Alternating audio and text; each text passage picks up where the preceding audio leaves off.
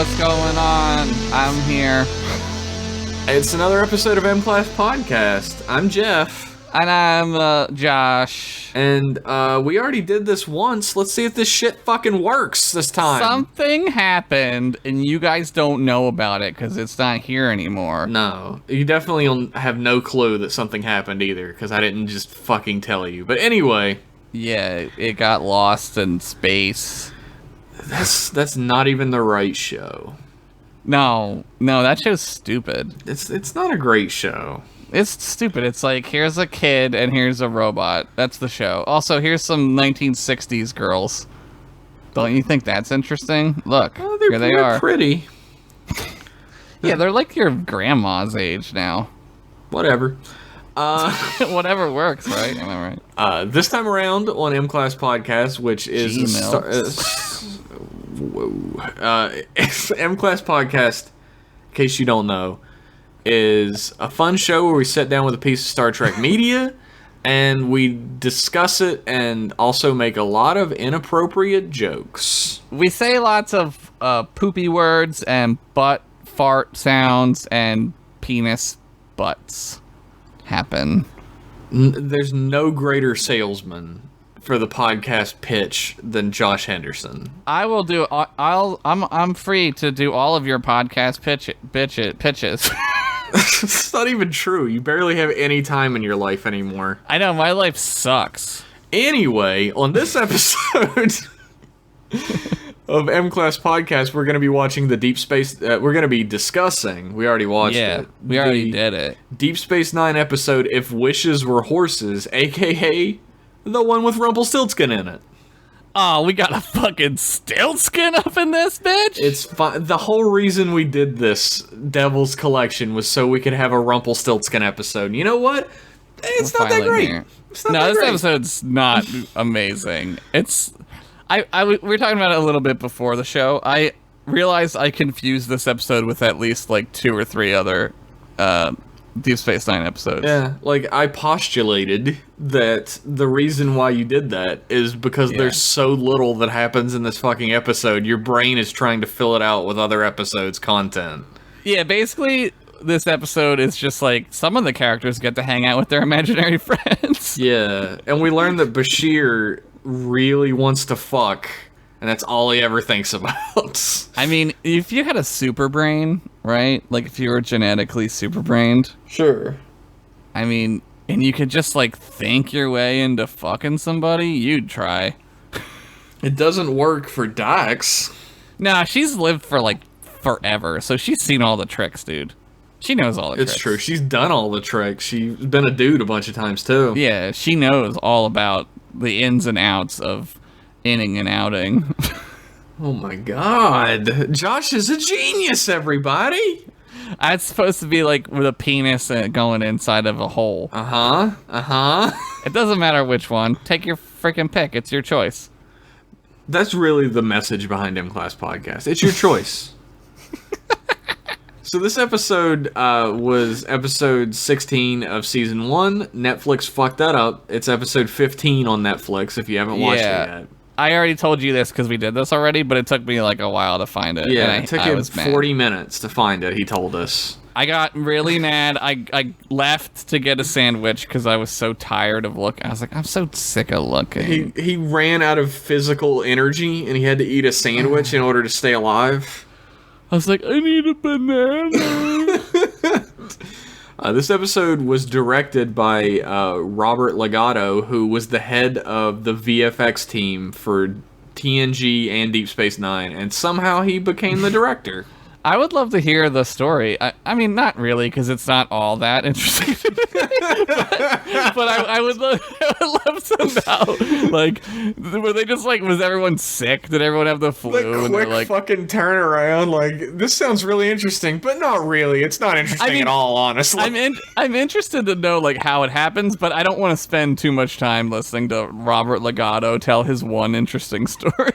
Robert Legato looks like the guy from Perfect Strangers, Bronson Pinchot, Does he? Like he looks like Bronson Pinchot does now, but with the hair he had back in the 90s, just smashed together. Oh yeah, this dude apparently this guy did the visual effects for like every movie ever. Yeah, like every great movie of all time. Really? Like, I mean, there's a lot in here. Like Apollo 13. That I remember at the time that was very good. Interview with the Vampire. Fucking Titanic. Titanic. I don't like Titanic because it's stupid. Armageddon. All right, I'm gonna revise my statement. Battle Angel.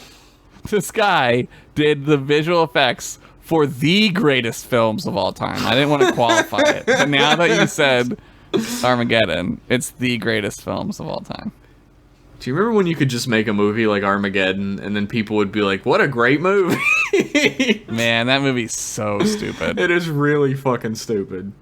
We should watch it and talk over movies. Sure. We've already disappointed everybody with our choice once. Why not? Wait, why? Did they hate it? I have no idea. Nobody fucking commented on it. Did it sync up right? This is for later, but was it okay? I don't know. I didn't try it. They should. Everybody at home, if you're a patron on our Patreon, you'll have access to a series of commentary tracks that we're doing called Jeff and Josh Talk Over Movies. The first of which we just put out for Rumble in the Bronx, the Jackie Chan classic. Classic, love it. And if you've already tried to sync it up with the movie and watched it, did it work? You should play them at the same time. I'll make a thing and I'll tell them. The way I said it on the thing is like you should hit play when the New Line Cinema logo appears. Yeah, if you're watching on Netflix, exactly. If you're watching on Netflix, it's the very beginning of it, and whatever. Whatever. Whatever, everybody. Like, become a patron Trek. so you can maybe listen to a track that lines up with Rumble in the Bronx. And us just laugh at the movie and have a fucking great time. Yeah, that was so fucking fun. That's all we did was laugh. It was great. I will say, I've had some questions. I'll just sink this into the podcast right here in the beginning. Why not? We've had some questions about Tapon and his sponsorship of the podcast. That is real. Yeah. That is 100% real. There is a mystery benefactor playing Tapon who's going to be meeting dollar for dollar every pledge we make over $500 for the month of October. Yeah, I'm gonna go on Twitter and let me retweet that thing and say this is real. Yeah, like apparently a lot of people don't believe the things we do are real things. I don't know why they like we haven't lied to any of you about anything yet, so yet. I mean, maybe the the April Fool's episode. That's true. We did get them once, and now they're so fucking leery about it forever. We're gonna have to up our game. Like we're gonna have to do something even more ridiculous. Yeah, I have no idea what we're gonna do for April. I have some Fools. ideas. We'll talk about that later. Yeah. But first off, this episode heavily relies on the fact that they were probably making a Leprechaun sequel. Like, at least one studio over, and they were like, well, we could have a leprechaun in this one. What do you think? And some writer was like, no, that's Can't stupid. be a leprechaun. A leprechaun? Yeah. Wait. A Rumpelstiltskin. A Stiltskin. I can't believe this guy's busting out a Stiltskin in season 1. And then Remy Legato, whatever his name is. Remy Legato. Isn't that fucking Gambit? Remy LeBeau is same guy. Gambit. Yeah, they look the same for sure. He just stands up and he slow claps. Only if I get to direct it. In my years of visual effects work, I've never heard such a remarkable idea. I've never done a Rumpelstiltskin. It sounds like really old. It sounds really sexual, too. It's like an old queen. Bring out the Rumpelstiltskin. Let me get the Stiltskin. Let me get that good Stiltskin. I mean, this is like loosely a Satan's episode. Yeah, I mean, it has a Rumpelstiltskin in it who's a little Satan-y. Yeah, this episode, before we get into it or whatever, is very TOS. This is like... Oh, yeah. So TOS. This would fit a TOS episode perfectly.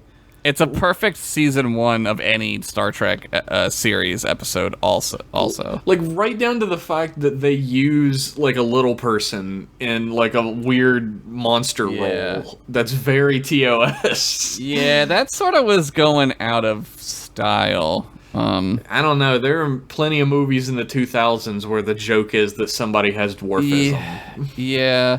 So I know the people who made Under the Rainbow. Yeah, you've mentioned that before, actually. I know them. They're friends of mine. They're amazing people. I love them to death. They're like my family.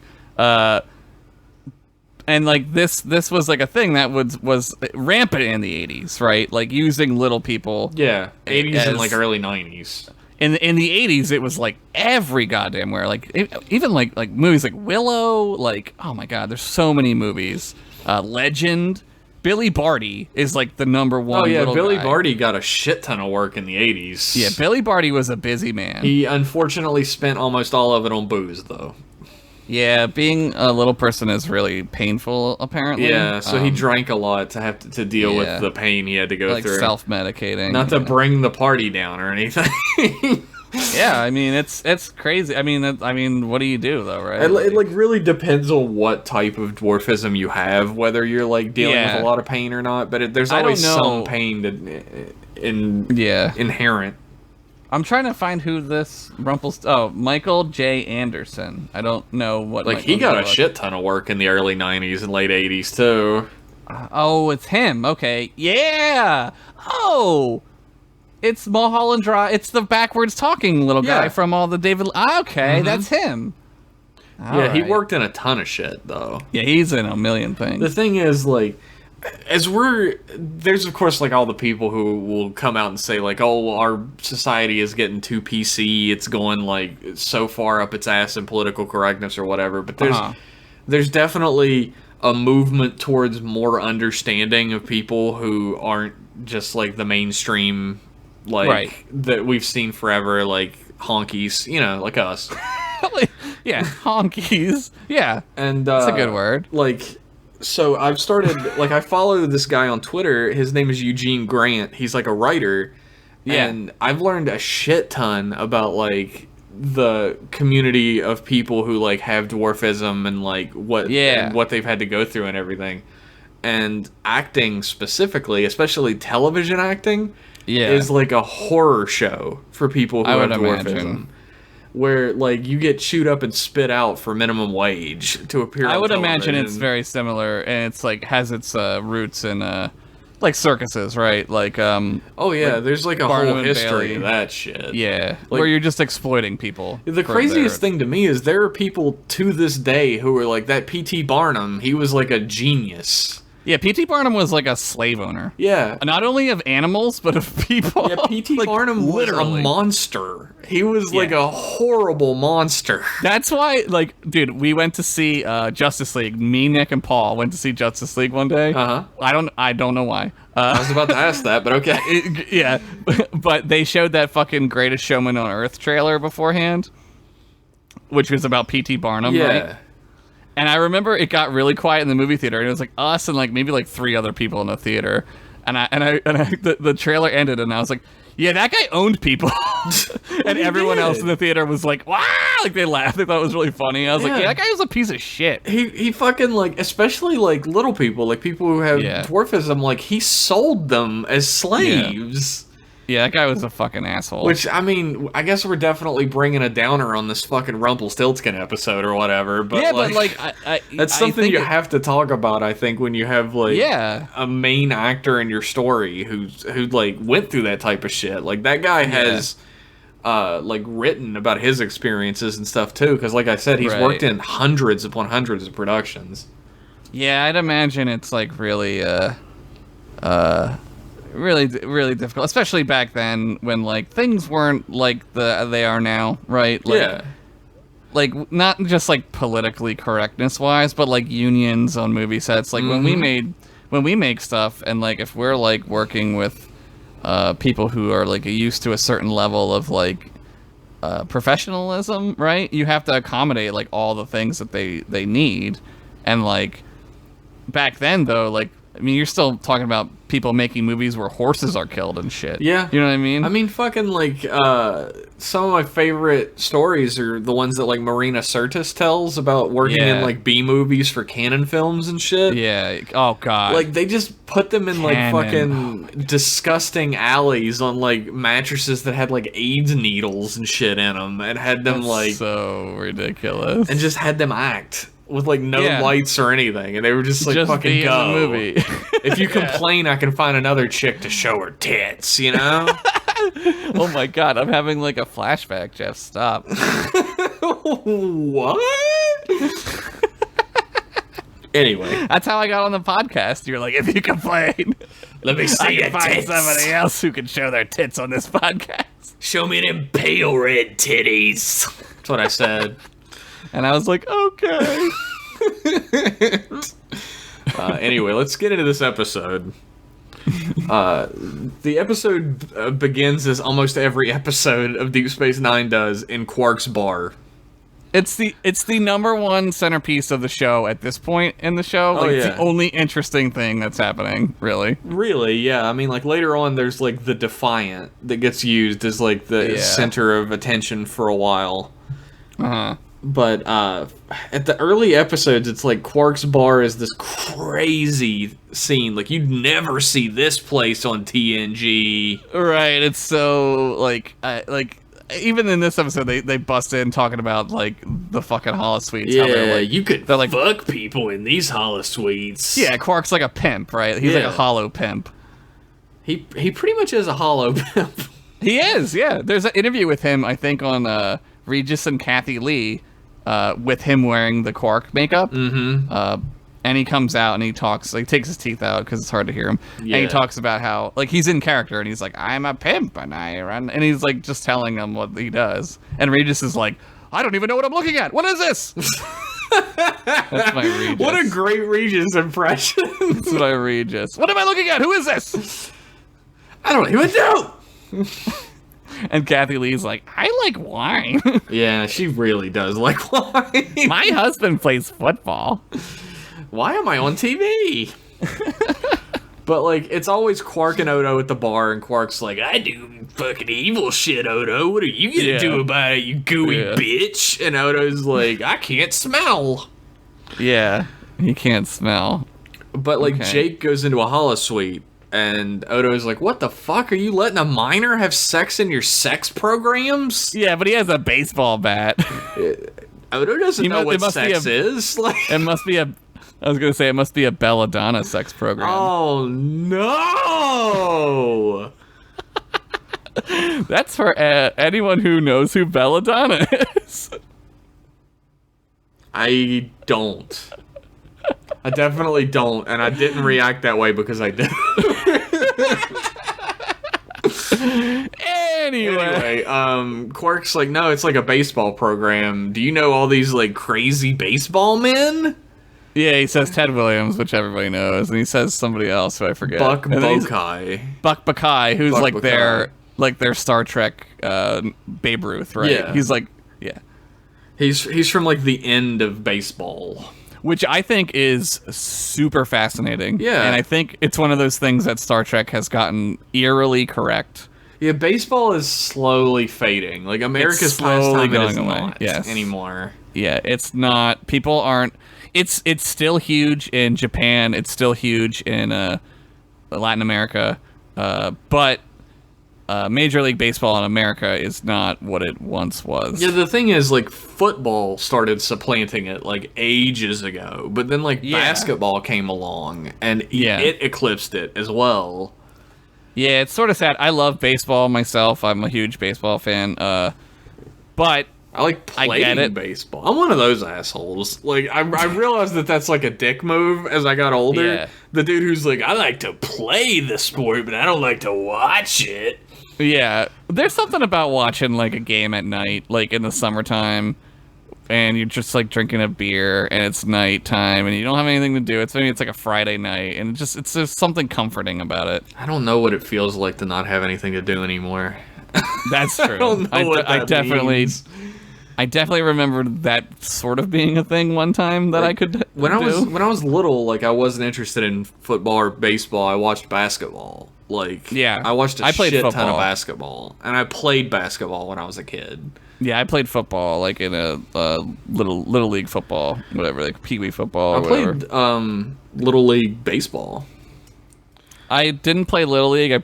We played baseball like around town though. Like we were like sandlotting it, right? Yeah. Like we'd show up and just play some baseball and shit. Like I played, like I lived in a town called Houston, but it was spelled like the last name Hughes, Ton, That's so confusing, and man. we were the Houston Astros, That's actually really funny. which I thought was funny. That's clever. And we sucked a dick, but it was really fun. All of my friends who played little league were sponsored by like mostly like auto repair garages around our town. team was sponsored by a car dealership, so Yeah. because yeah. the coach was the guy who owned the car dealership, Yeah, and so they his son sponsored it. was the pitcher, so Of course he was. of course. Anyway, so baseball is dead, but Yeah. Quark and Odo were talking about like that Quark is going to open up special holo suites that are specifically for family holo programs. He's really going the Disney route. He gets the Disney bug, right? Yeah, except he's going to keep the sex suites open as well. Yeah, so exactly like Disney. What are Disney's sex suites? Is that a thing? Are there like some fucking eyes wide shut ass places at Disney World? I've been behind the scenes at Disney World. Did you know that about me? Did I ever tell you that? No, I don't think you did. Yeah, I was when we went to play in one of the parades, and I was in 10th grade. It was 1998, 99. They took us back to like a studio where they record music in Disney World, and like we weren't allowed to like say what we saw.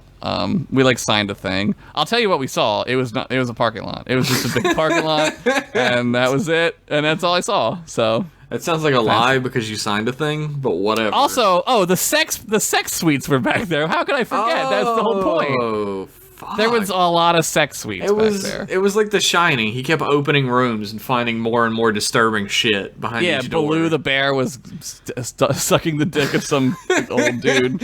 Bob like, Iger was in there getting his dick sucked. The Wicked Witch from Snow White was naked in a bathtub, and I was like, oh my god.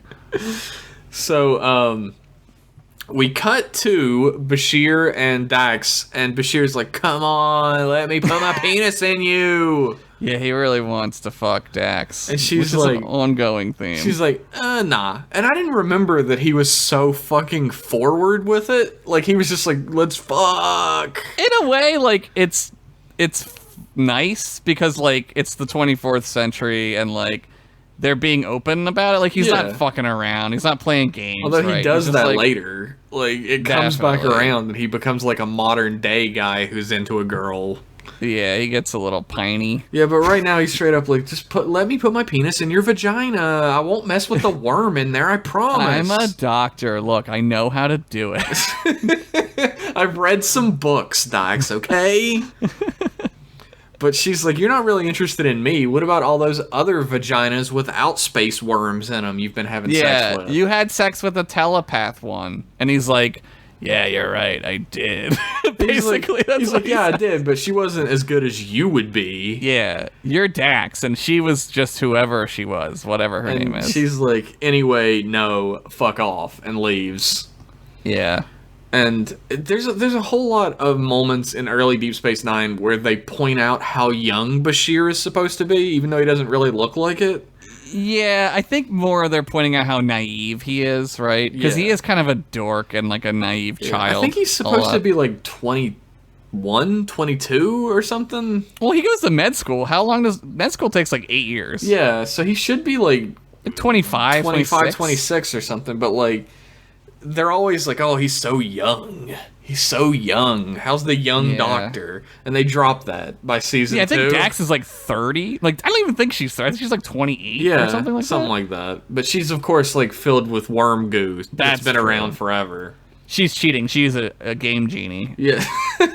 she got cheated. so many extra levels. Yeah. That game genie. But That they stuck up inside of her. whoa. I guess That's the worm. I guess the worm is the game genie. Yeah, the worm is the game. I didn't mean like in her vagina. I meant like in her whatever the Josh, trill have where the worm lives. Josh, like 9 out of 10 times if I take the bet that you mean in the vagina, I'm gonna be right. It is. Well, this is the 10th time that it wasn't. It was I took the worm the safe gina. bet, and I shouldn't have. I'm sorry. Whatever the worm gina is. The worm gina. That is a horrible, horrible phrase that I'm never gonna be able to forget now. Sorry. Not really. So they find that there's a bunch of emissions coming from Nocturnal emissions.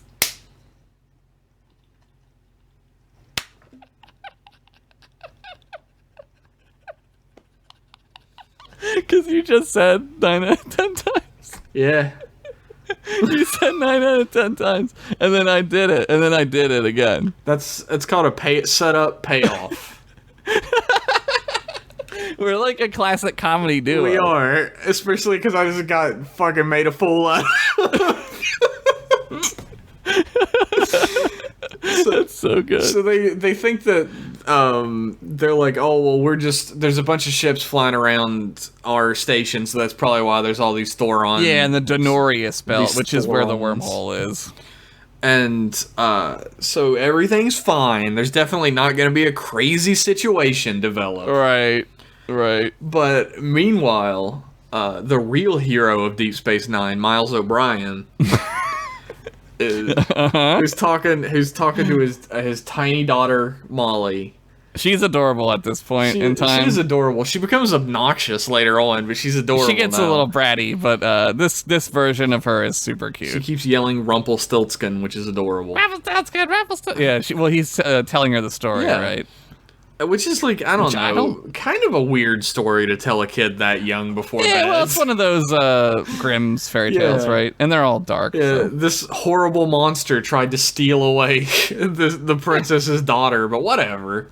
Oh, it's foreshadowing. Yeah. Here's the thing. In a normal show, the Rumpelstiltskin foreshadowing would mean that there would be some sort of an alien or something that would come aboard and be Yeah. like, you have to sacrifice your child to protect the universe or whatever. Right. But Make a in hard season choice. 1 of Deep Space Nine, the real Rumpelstiltskin shows up. It's a goddamn Rumpelstiltskin. And he's just like sitting there and he's like, hey, what's up, bitch? And O'Brien's like, Yeah. don't call me a bitch in front of my daughter. That's a good O'Brien. That's really good. And on that note, we will be right back after these messages about how O'Brien should not be called a bitch in front of his daughter. Good evening. I am Tapon of the Tapon radio program. My producers tell me it is advisable to expose my program on other broadcasts my demographic may find enjoyable. Thus, I have elected to advertise on the M-Class podcast.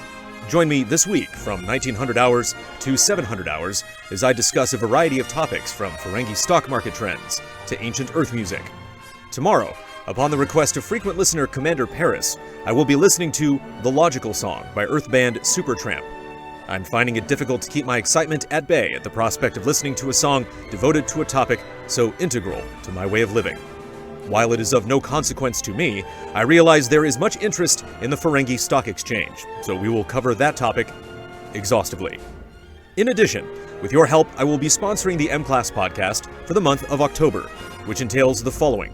On the 1st of November, I will match every dollar M-Class podcast has earned past $500 during the previous month. If you are a fan who has been waiting for an opportune time to become a patron, this is the month. The hosts of the podcast are putting much work into making as enjoyable a program as they can. One cannot fault them for their limitations. They are only human. This has been Tapon. Live long and prosper.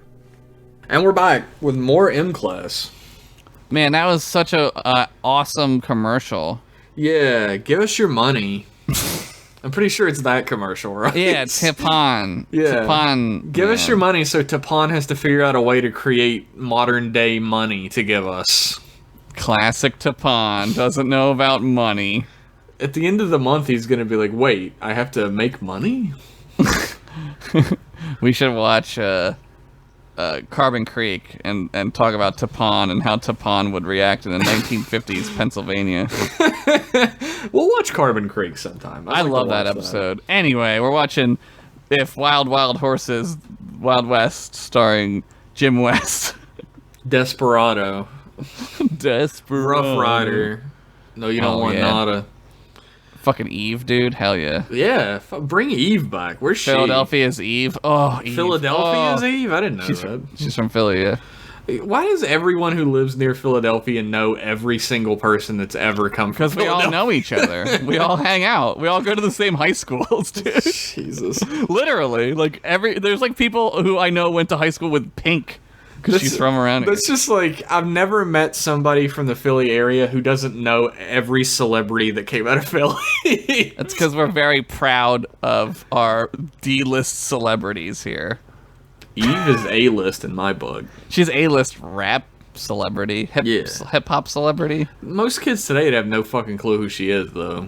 Well, get your frickin' learn on and listen to some goddamn Rough Riders. Get that. When I was younger, I bought Rough Riders compilation volume 2.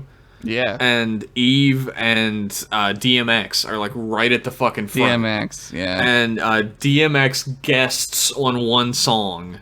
Yeah. And Eve guests on the same song. They don't have any songs of their own on the CD. No. But that Eve, sucked like, a did dick. you look at the cover? Did you see her? Yeah. So it was worth the price, is what you're saying. Astoundingly beautiful. Yeah, she was gorgeous. She had paw for prints on her boobies. I remember that. That was one of the first times I remember seeing that and being like, what? I didn't know you could get tattoos there. I was like, I'm into this. Show me more, Eve. Show me more paw prints. So, O'Brien is like, take Molly and leave, Keiko. And she's like, what? Why the fuck is there a Rumpelstiltskin? And he's like, get the fuck out! Yeah, he kind of freaks out, and he's like, just leave, just please, leave. And it's like, I guess I would be too if I saw a fucking Rumpelstiltskin in my kid's bedroom. It's true. That's one of the number one things that you shouldn't allow near your kid. A Rumpelstiltskin. It's like poisons under the counter, and then like a close second is a Rumpelstiltskin. Yes. Sex sweets at Quark's is like number 3. I mean, I guess that's more evidence for that the holodecks are self-cleaning, because like Jake is in there, and there's probably like all kinds of crazy jizz in there. I'm like nodding, and I guess I don't have anything to add to that. I'm not touching that. I mean, I wouldn't touch it either. It's fucking space jizz. So, Rumpelstiltskin's like, yo, I'll do whatever you want me to do, man, for a price. Yeah. And O'Brien's like, yeah, I read the story, dude. Yeah, I just finished the book. It's like 3 pages long also. And O'Brien calls security in, and security tries to grab the Rumpelstiltskin, but you can't do that. You can't just grab a Rumpelstiltskin. I have to admit, when he called security, I slipped for a second, and I was like, oh, it's fucking sweet. We're going to get to see Worf deal with a Rumpelstiltskin. And I was like, oh, Worf's not here yet. Worf is not here yet. He's not here yet. He wouldn't show up with security anyway. He's a commander at that point. Yeah, he would just be like, a Rumpel, what now? What the hell is... On Kronos, we have our own Rumpelstiltskin. We beat him to death with bats. We rip his intestines out and let the children eat them like Lady and the Tramp style. That would be like the Klingon version. Yeah.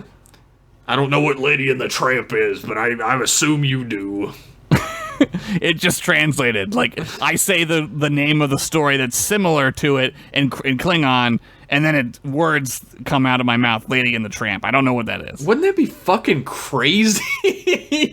That's how it works, right? It, like, translates it like a terrible, like, anime subber, where you just change it to be American jokes. It just changes it to, like, a comparable story. Like, that must be what it's like, right? I guess. Like, I mean, maybe, like, that's why I was saying, they talk about like, their Klingon stories all the time, and they just say it in Klingon. Like, the translator's like, I'm not touching this shit. Just have him say it. Maybe because there isn't, like, a direct translation, right? Yeah.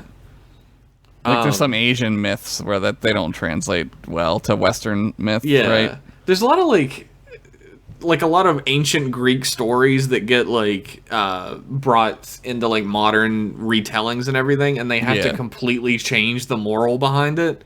Yeah, because usually the Greek ones ended really badly. Well, like, the real moral about Greek stories is usually, like, you should be a man, and that means being a self-centered asshole 99% of the time. Yeah, there's a lot of that. That society was a little, broken. They did end at a certain point. They stopped being a thing, so... So, like, O'Brien, he calls the captain, he's like, commander. He calls the commander. Yeah, sorry. Cisco. I'm just gonna say captain. I'm not gonna switch it. He's like, Cisco, please help me! Help me, Dad! Yeah, they've been there for, like, what, 2 weeks, and there's Yeah. already a Rumpelstiltskin sighting? Are you kidding me? But, like, when Cisco's gonna leave, Jake comes up and he's like, no, Dad, you don't understand. The baseball man followed me from the holosuite. Whoa! Oh, no! Already, though, he is, like, infinitely better than Wesley Crusher. Oh, like, fuck yeah. I like oh Jake. my god. I like Jake a lot. Yes. But anyway, the baseball guy's like, hey, Ben. It's me, Buck Buckeye. It's me, Buck McKay. Remember me from playing baseball? I'm the #1 baseball man in 2042. I'm the #1 baseball man in history. Everybody keeps saying Yeah. he's the best ever, but he's very Babe Ruthian. He's Babe Ruthian. He's like Asian Babe Ruth, right? Yeah, he's like short and kind of fat and doesn't look Yeah. very athletic, but apparently he's the best baseball man that ever lived. I guess because, like, he kind of goes into it later, like, nobody's watching baseball. You're probably not getting, like, the best quality baseball player either, right? That's probably true, but they do call him the best ever. Maybe statistically, but, like, Statistically, yeah. if you were, like, a regular now baseball player and you were playing with, like, scrub-ass scrubs, you're probably going to look pretty fucking amazing, That's right? true. I mean, there's also, like, what is the opposite of diminishing returns? Where, like, the longer a sport goes, the higher the base level of competition gets. Yeah, it's the meta. The meta of baseball gets, like, crazy hard, Yeah, right? Like, where, like, the players today are, like, playing at a level that, like, the players back during Babe Ruth's time were just not playing at. yeah, like, you see people do stuff, like, superhuman. Like, in football is a good example. Like, if you watch, like, it's really clear because it's so fast. Like, watch a football game now and then go back and watch a football game even when I was a kid, like in the 80s. And those guys in the 80s were doing steroids. Yeah. It's completely, it's still, the level is insane. There's always that fucking discussion of, like, is like Kobe the greatest, or Right. is like Jordan still the greatest? Yeah. And The answer is yes. Michael Jordan is still the greatest. the Michael Jordan came out and gave the real answer to that, which is it's not which player is the greatest, it's what team is. Yeah. And then he started showing his championship rings. And he showed his 6th one, which is on his penis, question mark? Look, at least he didn't still have his Hitler mustache from those Hanes commercials. Oh, God, the remember fuck that were you shit? doing, Jordan? That was the 80s, dude. But, like, the thing is, like, Jordan was fucking styling all over everybody. Like, nobody even came close to him. Jordan played with, like, I mean, this is now the basketball podcast, but Jordan played with, like, legendary basketball players. Yeah. Like, well, that's the against thing. If them. Jordan was not on the Chicago Bulls, Scottie Pippen would be considered the greatest basketball player who ever lived. If Jordan played in any other decade, he would be... they would call him Jesus. They'd be like, remember when Jesus came back and he played basketball? And a lot of people did call him that during the 90s. I mean, he played against Magic Johnson, fucking Larry Bird. Mm-hmm. That's the thing about Larry Bird is, My God. Larry Bird is like a punchline, I guess, a lot of times, because he's like a real goofy southern white guy with a big nose.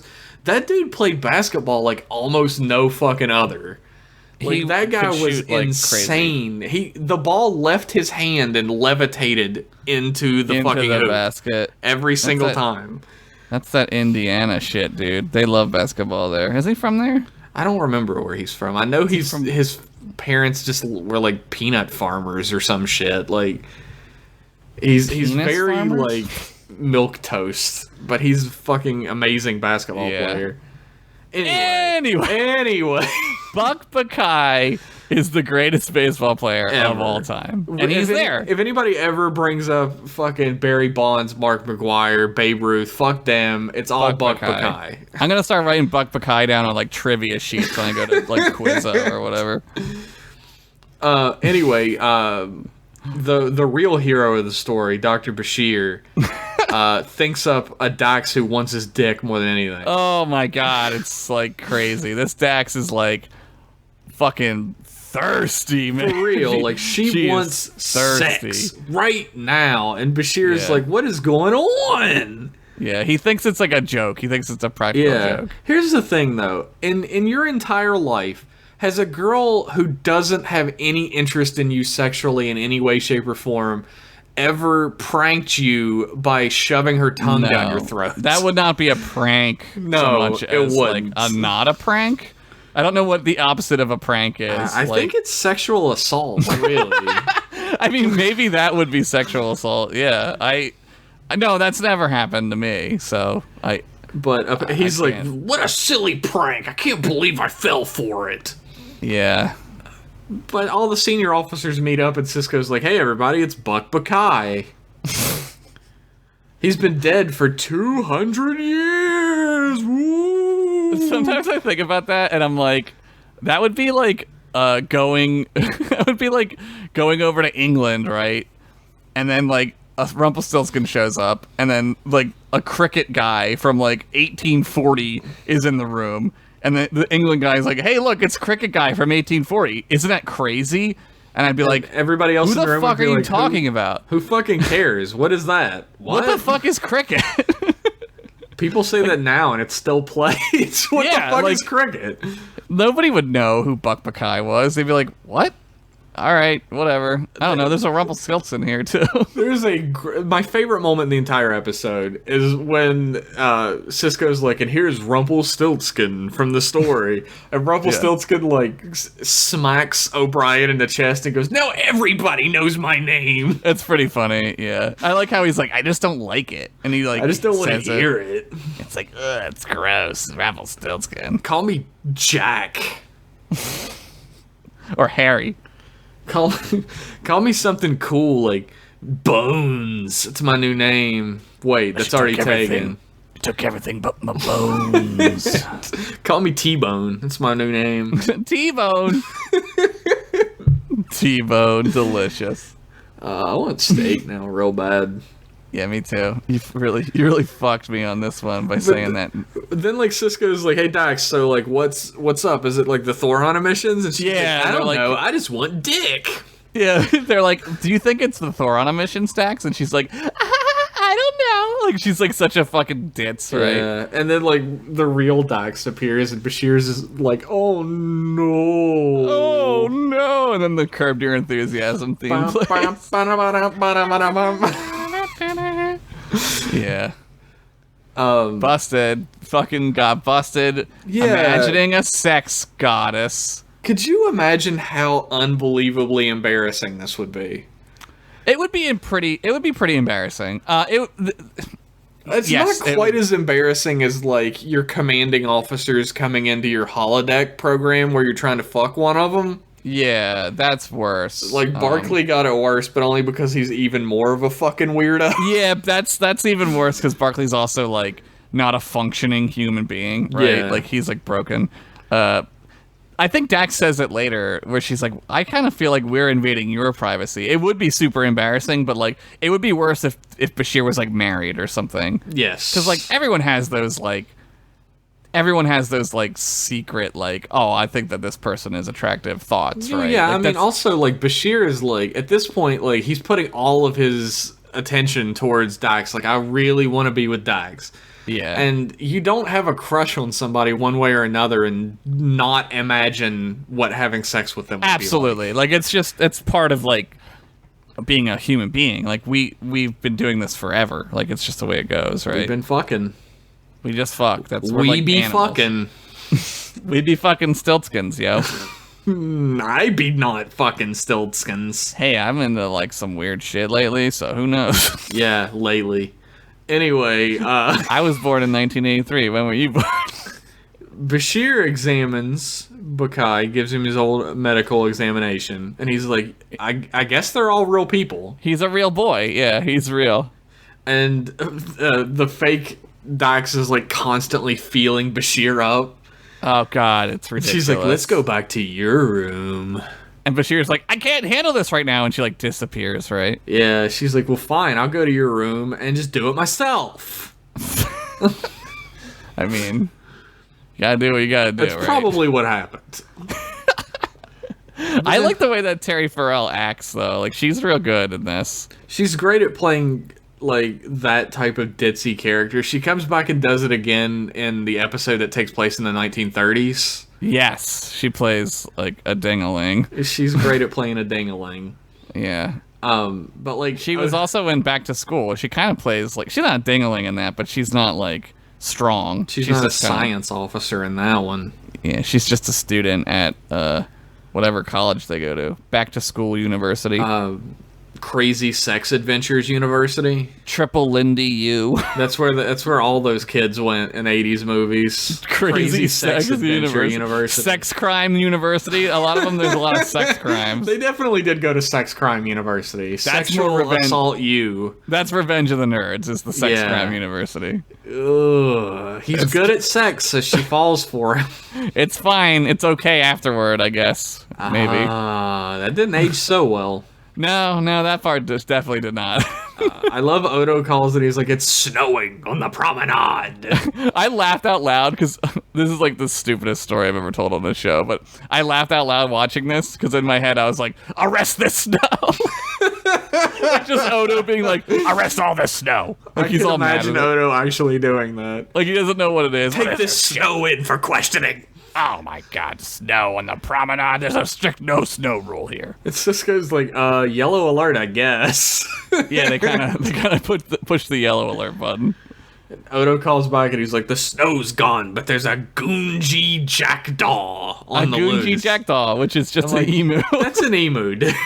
Yeah, I was like, you mean an emu? It doesn't even have any paper mache on it to show that it's an alien. It's just a straight up Earth emu. Like, exactly. TOS at least put like a fake unicorn horn on a dog. Like, do something, right? They should have put like a little saddle on it or something, and then put like a little Quado guy on it. Ah, That would that's be a fucking Goonji amazing. jackdaw. Don't even put the saddle. Just have a little Quado coming out of the top of it. Yeah.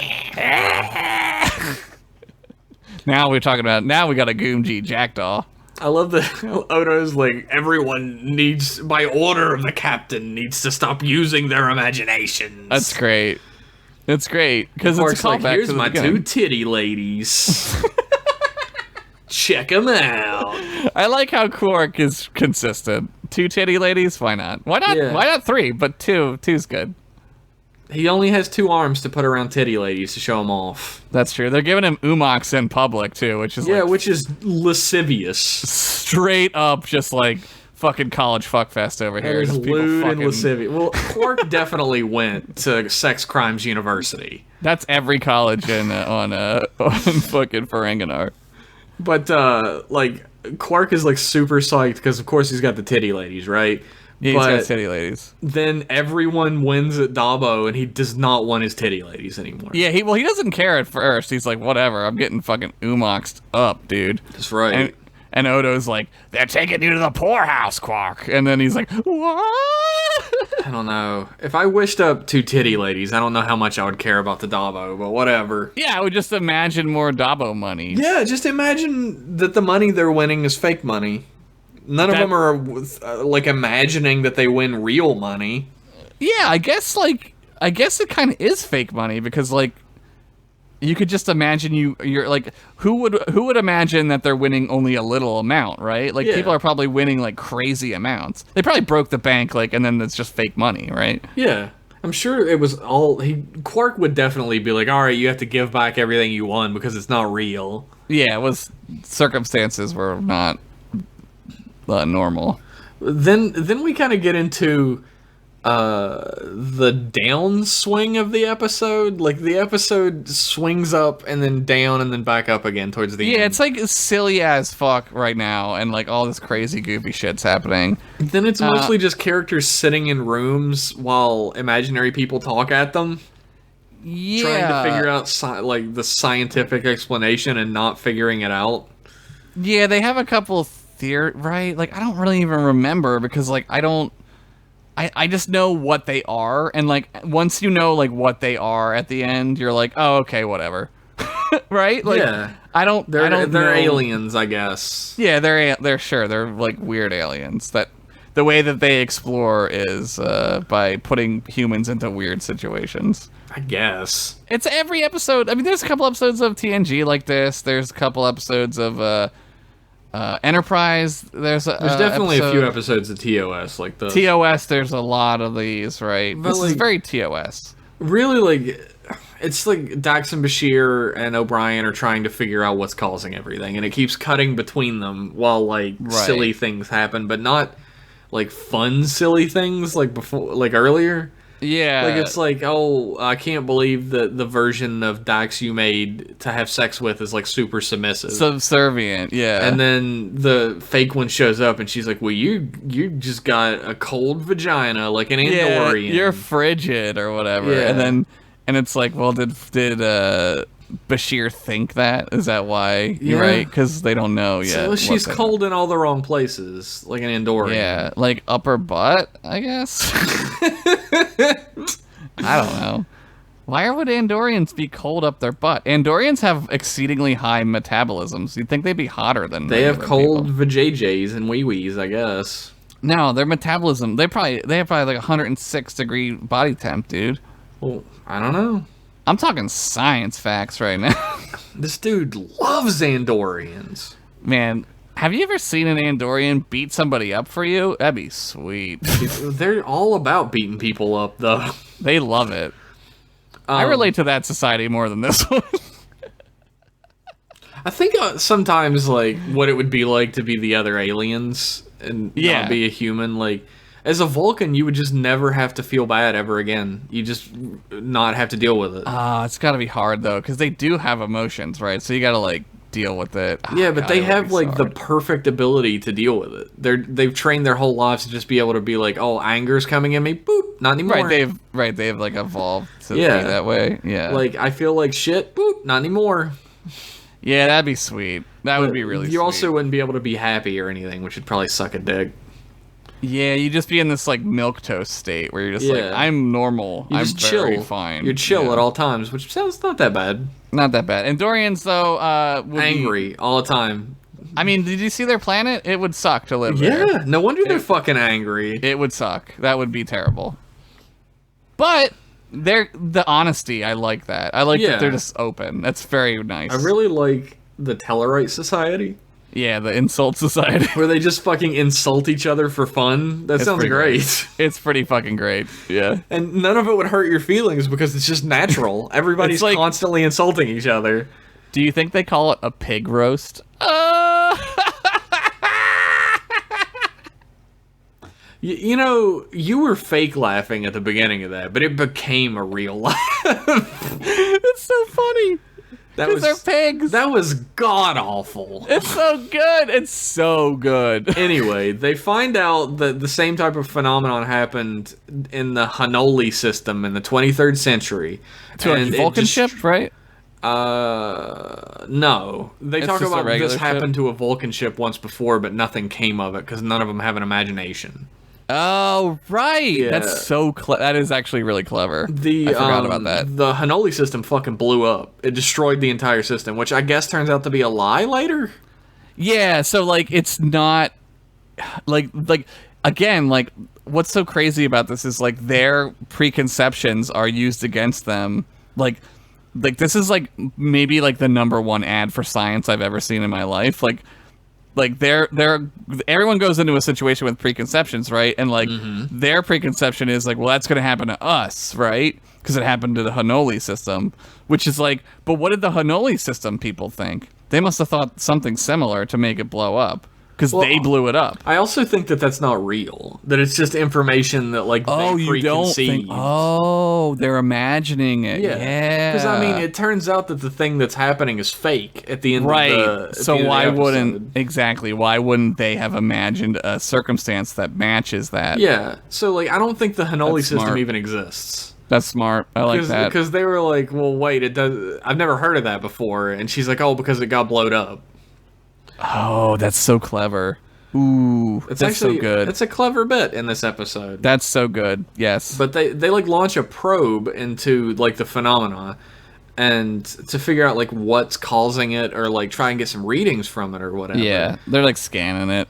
But they don't find any information. Right, because they're being objective, right? They're Yeah. waiting for the data. Yeah, And but there isn't like any. no data ever gets sent back because they're just shooting it out into the middle of nowhere. in There's nothing space. out there. Yeah, it's Yeah. not real. And O'Brien talks to Rumpelstiltskin, who's like, "Hey, I can fix this for you if you give me your data." Yeah, it's a little weird. Yeah. But they do see that like visually the phenomena is like pulling in matter like a black hole. Yeah, it looks like a vertical black hole, like a slit in space. Like what would that remind you of, Josh? Like a ribbon. Maybe like some kind of like fissure. You fucking know it's a vagina. You know it. A space pussy? Oh yeah, definitely. It's definitely a space pussy. I didn't even think of that. Oh my god, how could I? But like Buck Buckeye is like walking around with Cisco, and he's like, "Yo, I miss baseball."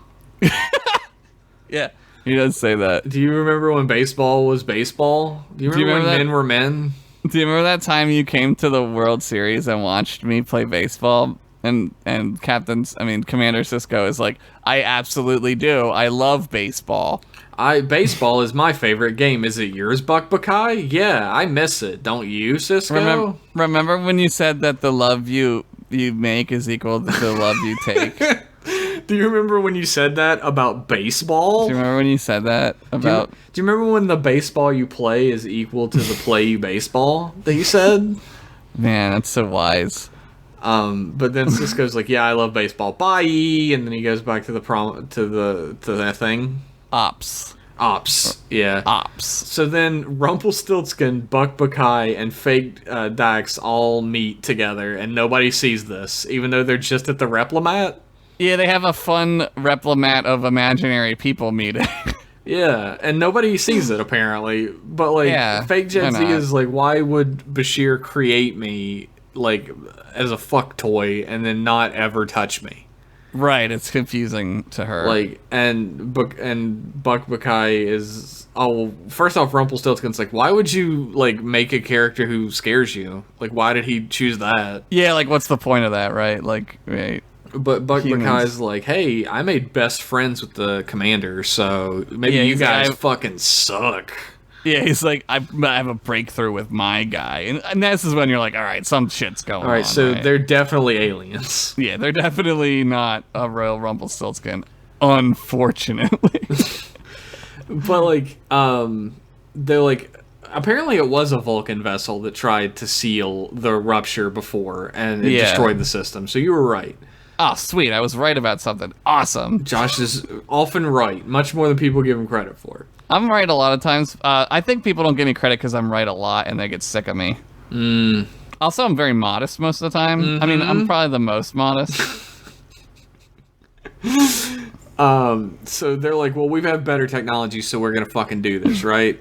Get everybody to like safe positions, and we're gonna seal this Yeah. shit. Get all those goonji jackdaws that are fucking out there. Put them in storage. Keep them for later. Goonji Jackdaw. We're gonna eat some Goonji Jackdaw later.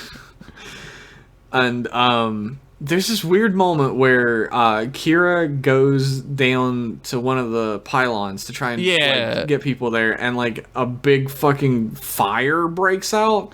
Yeah, and she's like, oh, the pylon exploded, and there's no pylon. And, like, a guy runs towards her on fire, which, like, screaming, and then disappears. Super awesome, real effect, right? Like, Yeah. a guy actually on fire. And they Pretty did cool. that for this episode for this scene. Which Yeah, that happens guy- for, like, 2 seconds, and then she looks up and there's nothing there. That guy got paid like $2,000 to do that. And she's like, oh, it's a false alarm. Like, you wouldn't Whoops. tell your fucking commanding officer what you saw? Yeah, that's like pretty important information. Like, oh, it vanished. Like, it's weird. Like, at that point, they would be like, okay, I think I know what's going on, right?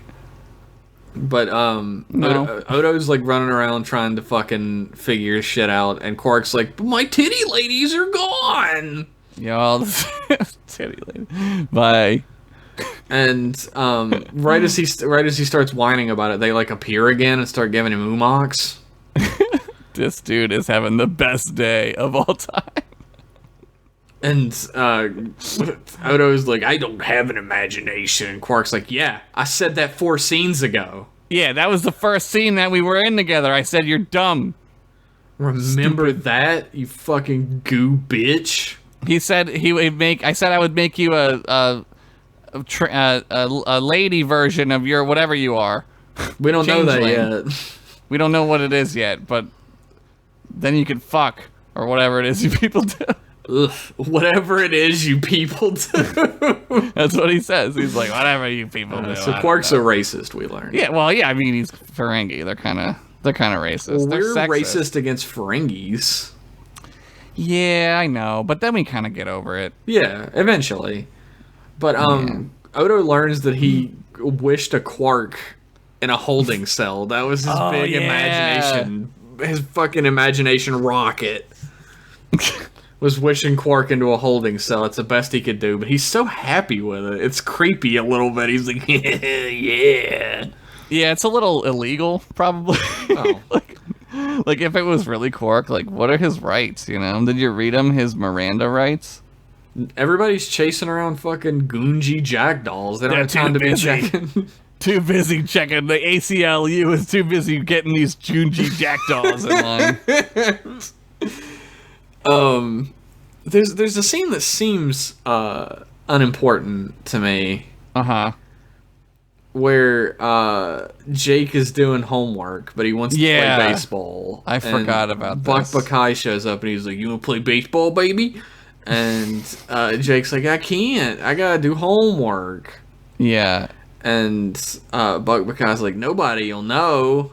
Come Right. with me alone to the holosuite." This is not weird at all. And then Cisco appears and he's like, "You gotta do your homework." Yeah, does he imagine him though? Yeah, but then like Jake looks around and like Cisco is gone and so is Buck Buckeye, and Jake's like, "Well, I better do my homework." He does the right thing. He does the responsible thing, which is more than I would have done. I never did my homework. I did my homework, but only when I could be asked to do it. So I did probably my would've homework- went with Buck Buckeye and got touched, honestly. Yeah, I would have been. Yeah, I would have done that too. I would do my homework in homeroom. That was when you did your homework. We didn't have homeroom. We were supposed to, but What? it never happened. I don't know why. Wow. I don't even know who you are anymore, Jeff. Did you ever know to begin with?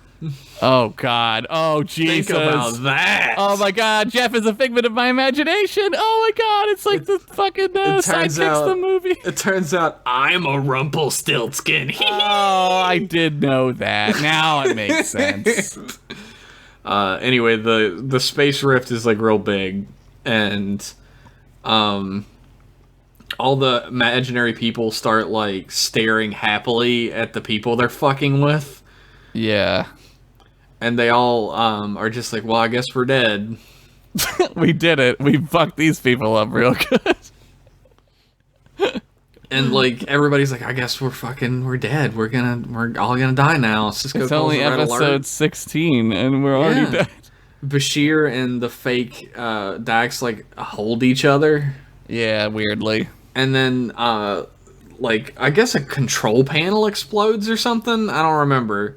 Something. The I don't station remember. gets hit, I guess, and, like, a control panel explodes, and fake Jadzia is, like, hurt, and Bashir's like, oh no, the only girl who loves me! That's right. And she's like gets a massive concussion or something. Yeah, she's like dying. There's like blood coming out of her head in like one spot, so she's dying.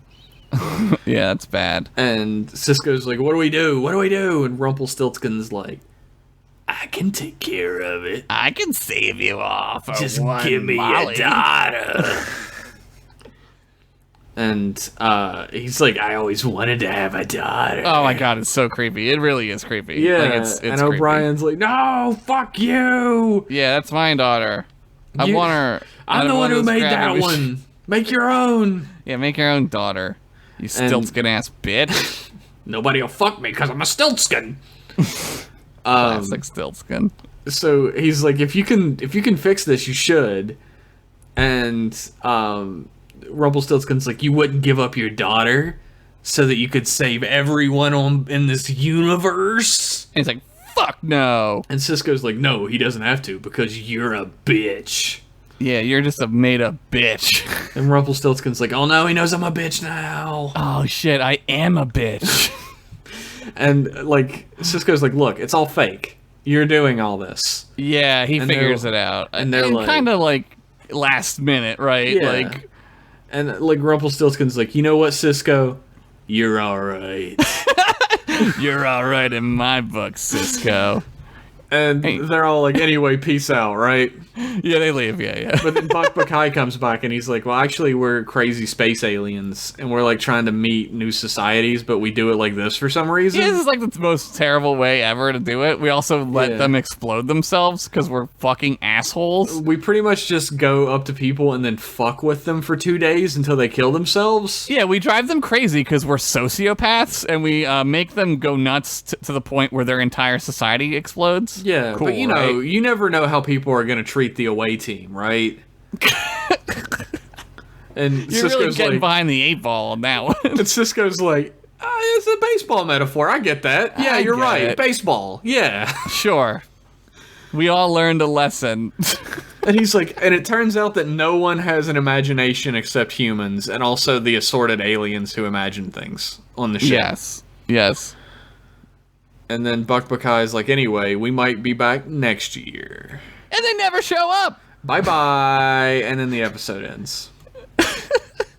And then we take a break. We'll take a break and we'll be right back to summarize our thoughts on this masterpiece of an episode. Good evening. I am Tapon of the Tapon radio program. My producers tell me it is advisable to expose my program on other broadcasts my demographic may find enjoyable. Thus, I have elected to advertise on the M-Class podcast. Join me this week from 1900 hours to 700 hours as I discuss a variety of topics from Ferengi stock market trends to ancient Earth music. Tomorrow, upon the request of frequent listener Commander Paris, I will be listening to The Logical Song by Earth band Supertramp. I'm finding it difficult to keep my excitement at bay at the prospect of listening to a song devoted to a topic so integral to my way of living. While it is of no consequence to me, I realize there is much interest in the Ferengi Stock Exchange, so we will cover that topic exhaustively. In addition, with your help, I will be sponsoring the M-Class podcast for the month of October, which entails the following. On the 1st of November, I will match every dollar M-Class podcast has earned past $500 during the previous month. If you are a fan who has been waiting for an opportune time to become a patron, this is the month. The hosts of the podcast are putting much work into making as enjoyable a program as they can. One cannot fault them for their limitations. They are only human. This has been Tapon. Live long and prosper. And we're back. Give us your money. Give us all of it, or just some of it. It's true. It's true what Tapon said, either during that commercial break or the previous one. Yeah, I don't know. Maybe both. Maybe Who even who knows? fucking knows? If you pledge any money to us this month above our October. $500 limit, the month of October, Tapon, who is a real life person who's only pretending to be a Vulcan, will match your pledge dollar for dollar. Yes. So head on or over whatever. to M-Class, to fucking patreon.com/M-Class podcast. Nailed it. First time. Yeah, definitely didn't fuck it horribly. Damn. Anyway, so this episode's not very good. No, this episode is a season 1 episode of a Star Trek series. This show especially, it doesn't know how to deal with like space exploration because they're on a space station which doesn't move anywhere. So that's bad. What else? Here's happened. Here's a John Larroquette fun fact of the week for you. Finally. Rumpelstiltskin was actually originally written as a leprechaun.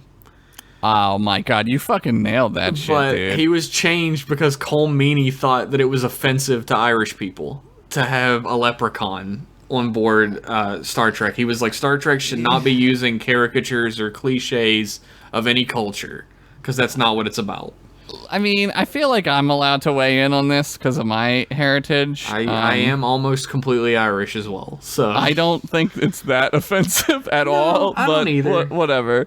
I mean, I wouldn't take offense to it. I think it would be silly as fuck. But I mean, Rumpelstiltskin's also silly as fuck. I mean, what's the difference between a Stiltskin and a leprechaun, though? Well, the thing is, like, neither of us is from Ireland. Like, we're not dealing with that shit all the time. Yeah, I figure it's the type of racism where it's like the stuff that Italian people find racist, where you just have to deal with it so much that you're like, just fucking stop. You're just sick of it. Yeah. I get it. Like, I get it. You're just like doing this shit because I'm Irish and I'm fucking tired of it, right? Yeah, maybe. Yeah, I mean, I wouldn't. I can't say like I would or wouldn't, right? Because I'm not him. But like, maybe if it wasn't O'Brien dealing with the Rumpelstiltskin, it would be a little less weird. Maybe. The thing is, like, the whole angle of Rumpelstiltskin being able to, like, save the ship if Molly is given to him, how the fuck would you do that with a leprechaun? Yeah, I think it's better. I mean, it's definitely better. I think it's a better Stiltskin. decision for the story, but I mean, Yeah. Cole Meany, like, fucking hated it. Like, he was straight up like, I'm not being in this episode. If you fucking make this a goddamn leprechaun, I'm not in this episode. That's so funny. Like, I've had to deal with this stupid fucking leprechaun shit since I started becoming an actor. And I don't ever want to have to deal with it again. That dude hates leprechauns. Yeah. Well, he fucking has to deal with them all the time. He lives in Ireland. I love that movie, The Leprechaun, with what's his name? Warwick Davis. Warwick Davis Yeah. and Jennifer Aniston. Yeah, that movie's stupid, but it's good. I like That movie is so stupid. It's great. I love that movie. But yeah, they had to rewrite the whole episode because it was originally a. I guess it would just be leprechaun. a wish, right? Like Yeah. you would just make a wish or whatever. And Yeah, it's better this way. It's better. They never came back. No, they never come back, which is great. I don't care that they don't come back. The No. show gets better because they leave. So Yeah, I'm glad Yeah. they never fucking came back. this episode isn't very good, but it's hilarious as fuck that there's I was gonna say leprechaun. That there's a Rumpelstiltskin in Star Trek who acts really bad. Who acts worse than a Satan almost. Yeah, he's very Satan-y. He's just trying to get a daughter, which is gross. I don't want to hear that. Yeah, I mean, there's like adoption services and shit. Well, he like- would never get through adoption services. He would show up on day one and be like, "Yeah, I want a daughter," and they'd be like, "Police." Stiltskins. Classic Fucking Stiltskins. Stiltskins. I love how the Memory Alpha feels it needs to point out to us that the Gunji Jackdaw, which appears on the promenade, was Is an played emu. by an emu. Yeah, we all know what an emu is. I've been to a petting zoo before. I know what a fucking emu is. You know they grow emu. They grow them. They raise emus around. They where grow them I from the live. ground. They raise emus and llamas here for some reason. I don't know why, but there's a ton of. It is emu farms. another fun fact of the week for you. A little John Larroquette in there. Ooh, how is interesting. That the baseball Cisco has on his desk for the entire series is the one Buck Buckeye gives him in this episode. Are you serious? Yep. I didn't know that. That is a fun fact, sir. That is actually a fun. I just assumed it was a baseball that he replicated or something. Nope. It's the one Buck Buckeye gave him. That's cool. So he does have the ball from Buck Buckeye. Maybe Buck Buckeye like imagined like an actual World Series baseball. That'd be cool. Maybe. You know? Jeff, you know? I know. I'm just thinking about, like, I was From the sitting World here, I Series. kind of got lost for a second because, what is that baseball? Like, What's it made out of? Buck Buckeye was like a weird alien who was making fake shit. Like, how did he make a real baseball to give Maybe to there's him? super magic. Who knows? Dude? Maybe. It's probably real. It has to be real because it's like in every fucking episode forever. Yeah, it's still there, right? Could you imagine, like, the Buck Buckeye alien is back on his home planet, and they're like, dude, how come you never use your full powers? And he's like, oh, I have to keep a little bit of my power going at all times to keep a baseball on this guy's desk. Maybe he's the baseball maker wizard from fucking Megas 2. Maybe these guys are from Megas 2, They could be from Megas 2. The fucking Rumpelstiltskin wizard, the baseball wizard, and the fuck wizard. The sex wizard. Just like a prostitute is a sex wizard. The sex right? wizard. You go to the wizard whose abilities you need the most. So you go to the sex wizard. Those are the four Megas 2 jobs we know about. Adding in condos or whatever it was. I think we cracked the code on this one. We figured out the Satan's episodes, man. The big connection in all these episodes is that every Satan is actually from Megas 2. Yeah, that's where all the Satans come from. The real Satan came from there, so at least a Rumpelstiltskin could come from there too. Yeah, why not, right? Fuck it. He's like a lesser demon, a Rumpelstiltskin, but important in the hierarchy of Satans. It's fun. It's funny that there used to just be stories where you could be like, all right, a little man shows up, and he spins like twine into gold. Sure. How does he do magic. that? It doesn't matter. Doesn't matter. It's magic. He wants a little girl. That's what he wants for it. And he's bad. Why does he want the little evil. girl? You don't need to know. I mean, we could get into like why and like what he represents and stuff. Yeah. Which I would love to. Well, what does he represent? Well, he represents like possibly like kings, because kings they're rich, right? They can just spend money, they spend gold, they can spin it. I guess it's like they could take your daughter away to marry, they could take your daughter away to work in the fields, be a concubine. Really, like the whole story is about taking the easy way out of your chores, of like not doing the work you're supposed to do and the cost it'll have in the end. Yes. Like, yes. I don't want to spin the twine or whatever. I don't want to have to do that. But, like, this guy will turn it into gold for me. If you take the easy way out, you're going to pay the price. Yeah, right? Except she doesn't pay the price because he really fucking hates his name. And fun fact, like, the whole Rumpelstiltskin thing got, of course he's been used in a million things since, but my favorite version is Mix's Pitalik, the Superman villain. Mixelplexelplex or whatever. Yeah, I know. Mix's Pitalik. I never said it right. And I fucking love that character. It's just a dickhead from another dimension who comes and fucks with Superman every I used year. to just call him Mr. Pixie Sticks because he's kind of like a pixie. Sticks. I never knew how to say Mixelplex right or whatever. I always called him Mixelplex when I was younger. Mixelplex, yeah, that's what I thought. But like in the animated series and all the cartoons that came after, they call him Mr. Mix's Pitalik. It's hard to say. And I wanted to be able to say it right as a little kid, so I practiced, which is super lame. Those. But now on this now you're on a podcast. I know it perfectly. I mean, that's like an extra $1 right there for the Patreon. Yeah, everybody put an extra dollar in because I wasted my youth. I'm impressed that you knew that. I never knew how to say it. Mix's Pitalik. And if you like follow the letters to the sounds, it's perfect. Mix's Pitalik. Mix's Pitalik. It means nothing now. I've said it so many times, it means nothing. And the thing is, you have to say it backwards, which I can't do. Like, you have to get him to say the name backwards, which I can't do. That's right. That's so hard. Superman does it. Superman is super fucking clever, so he tricks him into doing it a million times. I love it. I love Superman. He's a smart boy. I love that guy. But I don't love this episode. No, this episode's stupid, but it makes me laugh, and it's not the worst one ever. No, I mean, there's a lot worse Star Trek episodes. The worst episode ever is Code of Honor. Yeah, that's the worst one. That is the worst Star Trek episode ever. This episode's only apparently maybe racist to Irish people. Yeah, and if you really bend your brain around it. Yeah, I'm gonna kind of pull my Irish card out here and be like, it's not that bad. Like, it's not that bad. According to my family history, I'm 75% Irish at least. So. I mean, I've seen what people do in Philadelphia who are Irish on St. Patrick's Day, and I mean, come on.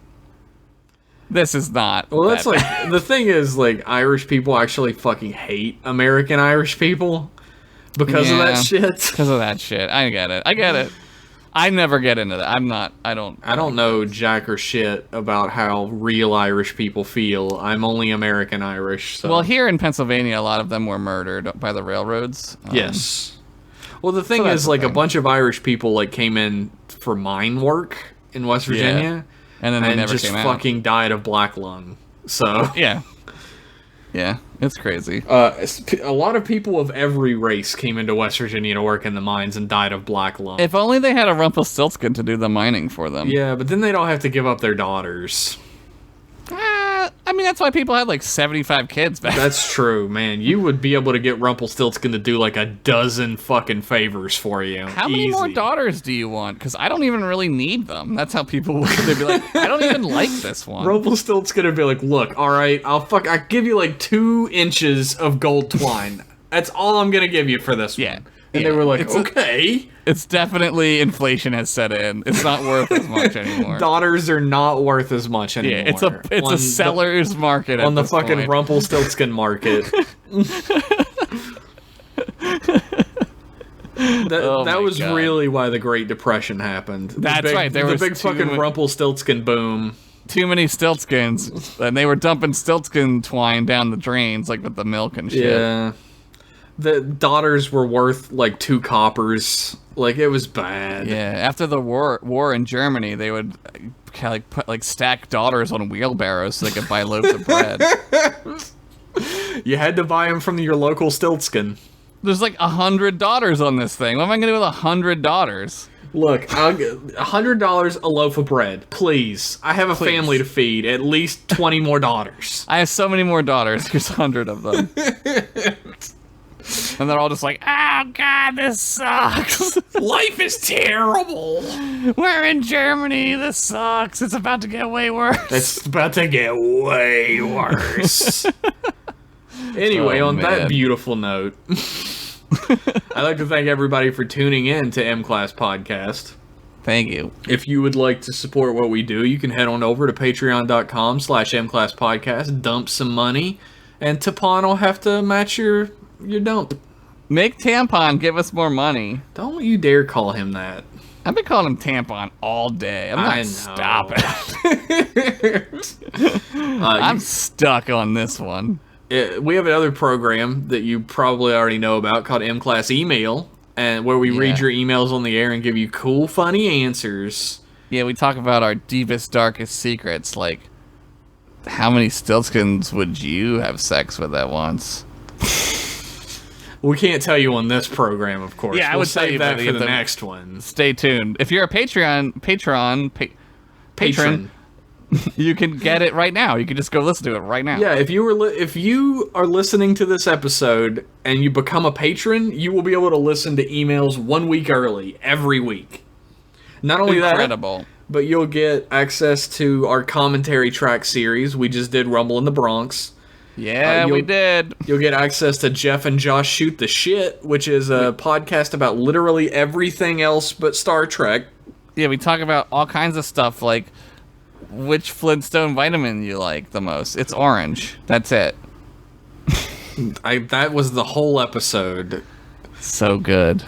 Orange is the best one. I haven't had Flintstone vitamin since I was a kid, but orange What's is your the favorite best Starburst? This is a true test of friendship. Oh my god, my favorite Starburst. Honestly, like, I know everybody fucking says pink is their favorite Starburst. That's the right answer. I love pink. But red is also good. I also really like red. I would accept red. Red is delicious too. Yellow can suck my dick. I like orange. Orange is good, yeah. It goes, for me, it's pink, red, they're very close, and then orange, yellow.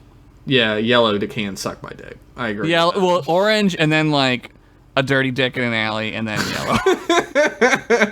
Fuck you, Starburst! And then maybe candy corn below that. Oh, no, I love candy corn. Get out of my face, Jeff! I'll never understand that. That's such like a virulent hatred people have for it, too. It's not like, oh, I don't like licorice. It's like, fuck candy corn in its dick hole! Candy corn's so... I love it. I love candy corn. That's the thing, though, is that everybody who hates candy corn, just give it to me. I'll give you I would give you every ounce of candy corn on Earth if I could. I'll eat it for you. It's delicious. It will never go bad because it's already terrible. Oh my god. Do you like Twizzlers, Josh? What kind of Twizzler are we talking about? Like just a a standard Twizzler. I like Twizzlers and their equivalent, like Red Rope or whatever. Like Twizzlers can fuck off my planet until the end of goddamn days. I ate so many Twizzlers one time. I was dating a girl in high school, and she worked at the Twizzlers factory, did she? She worked, yeah. We watched Jerry Maguire, and we ate like this whole bag of Twizzlers, and we got so sick on Twizzlers. So I never really liked them as much since then. Dude, I hate Twizzlers. Like, the thing is, people are like, oh, I hate licorice, but I love Twizzlers. But, like, they taste so fucking similar to me. Twizzlers are a little like, they're like licorice light. Yeah, they are. They're licorice light. Like, I would eat a Twizzler like a million times before I would ever let a piece of licorice get near my fucking I don't like mouth. licorice. I don't like licorice either. Like, it's not good. Licorice sucks the liquor dicks. Mr. Liquor Dicks. Anyway. It's the porn parody version of him. Mr. Liquor Dicks. Anyway, and Pooper Man has to make him say it backwards or doggy style. All right, so we're making this, I think. I mean, yeah, we are. Anyway, head on over to patreon.com/mclasspodcast, or you can follow us on Twitter at mclasspodcast. Yeah, we should get like an Instagram. What the fuck would we put on Instagram? Just pictures of us. Like, you know what it should be? And this is so great. It's so great because I'm, like, a little tired right now. Sure. But it should just be us, like, whenever we watch a Star Trek episode, it's just us taking a picture of the TV watching this. And every picture is every time we watch an episode. We should take, like, a big fucking dorky ass selfie in front of the fucking screen playing a Star Trek episode every time we watch it. Definitely. All right, so that's probably gonna happen too. So yeah, get on that. That and Mr. Liquor Dicks is gonna happen. Pooper Man. Pooper Man. Put it in the Pooper Man. Oh man, why'd I say that? Oh man, Pooper Man. Why'd I say that? I think you know why. Thanks for tuning in, everybody, and we'll see you next week for more M Class. Bye. Bye-bye.